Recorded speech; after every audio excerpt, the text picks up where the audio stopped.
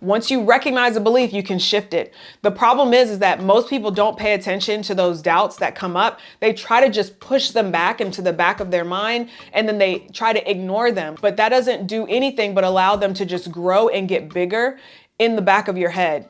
If we imagine your head as like this, hopefully not empty room, but if we imagine your head like a room where there's like doubts and fears and frustrations, and then there's hope. If you don't pay attention to those doubts that come up, those doubts are simply based on beliefs. And if you don't pay attention to those, you won't be able to shift them. But if you do pay attention to them, then you can shift that belief. So as you're creating your goal, pay attention to the first things that come up. Like, what are those first thoughts that come up for you?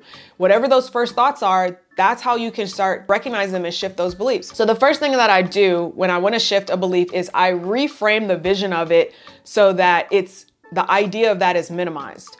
So I'm going to give you an example of this. If you've seen the movie Harry Potter, the movie where he finds out that his uncle, Sirius Black, was in prison and he actually is not guilty, he's actually a dog and all these things. There's a scene in there where the teacher is showing them how to minimize a fear.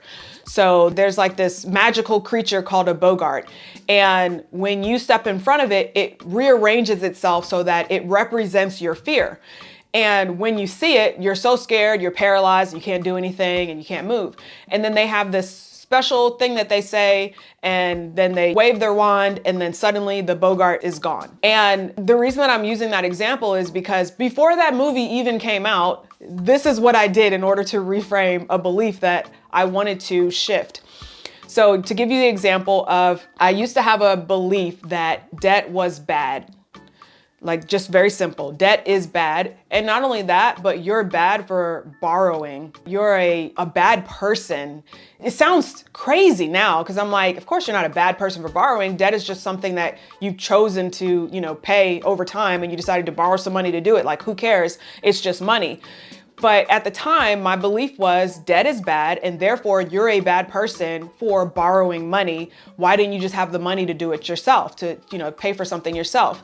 And so the first thing that I do when I want to shift a belief is I reframe it, visually speaking, so I can minimize it. So the first thing I thought of was like, well, debt is actually not bad. Debt is a way for you to achieve different things. And when you borrow debt, your money goes down first. But then ideally, if you do what you're supposed to do, your money situation should improve because you were able to borrow. And so I imagined debt instead like a trampoline. And so my thought was, okay, think of a trampoline. When you bounce on a trampoline, it has to go down first, but it goes down so it can bounce you back up higher, right? And so when I thought about that, I was like, oh, it's just a trampoline. And I can choose to jump on this trampoline if I want. I can choose to jump on a smaller trampoline. I can choose to not jump on any trampoline. Like, I have the choice, but it's not this bad thing. I'm not a bad person for borrowing. I just borrowed because I decided I want to jump on this trampoline. And so it sounds kind of silly, but that's the idea. Similar to that scene in Harry Potter, where the whole magic of it was like, they made it seem silly, so silly that it was like, why would I even be scared of this? It's just a trampoline. And so that's the first thing that I do when I recognize a belief. I minimize it by revisualizing it in my mind. Now when I see debt, I'm like, oh, okay, like, it's just a trampoline.